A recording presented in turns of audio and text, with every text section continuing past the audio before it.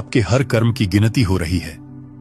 कोई भी कार्य, चाहे वह छोटा हो या बड़ा, व्यर्थ नहीं जाता।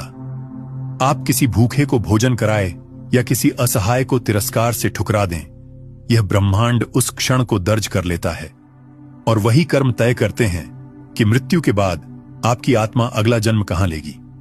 गरुड़ पुराण का अद्भुत रहस्य कहता है, जैसा कर्म वैसा जन्म। जब कोई मनुष्य इस धरती पर जन्म लेता है तो वह अपने साथ केवल एक चीज लेकर आता है, उसके पूर्व जन्मों के कर्म। धन, संपत्ति, शरीर, रूप, परिवार, ये सब बदलते रहते हैं, पर जो चीज आत्मा के साथ चिपकी रहती है वह है उसका संचित कर्म। और यही कर्म यमराज के दरबार में प्रस्तुत होते हैं। मृत्यु के बाद आत्मा अकेली नहीं होती, उसके कर्म उसके साथ खड़े होते हैं जैसे साक्षी। वे कर्म ही आत्मा के भविष्य का निर्णय सुनाते हैं। क्या वह फिर से मनुष्य बनेगी, देवत्व पाएगी या किसी अंधेरे योनि में गिर जाएगी। गरुड़ पुराण में वर्णित है कि मृत्यु के पश्चात आत्मा एक यात्रा पर निकलती है। यमदूत उसे ले जाते हैं और एक अद्भुत न्यायालय के सामने खड़ा करते हैं। वहां उसके जीवन की किताब खोली जाती है। उस किताब में कुछ भी छुपा नहीं होता। हर विचार, हर क्रिया, हर पाप और हर पुण्य वहां अंकित होता है।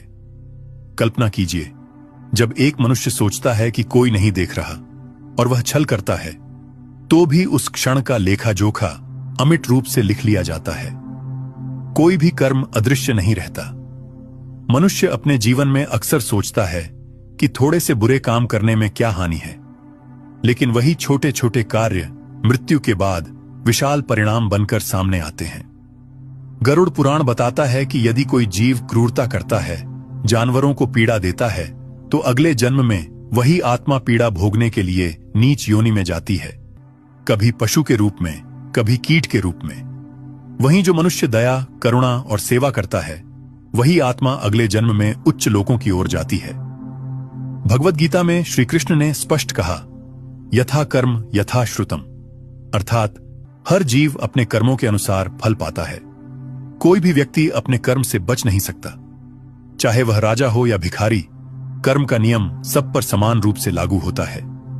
यही कारण है कि एक ही परिवार में जन्मे दो भाई बहन का जीवन इतना भिन्न हो सकता है। एक समृद्धि पाता है और दूसरा दुख। यह किसी ईश्वर की अन्यायपूर्ण लीला नहीं, बल्कि उनके अपने कर्मों का परिणाम है।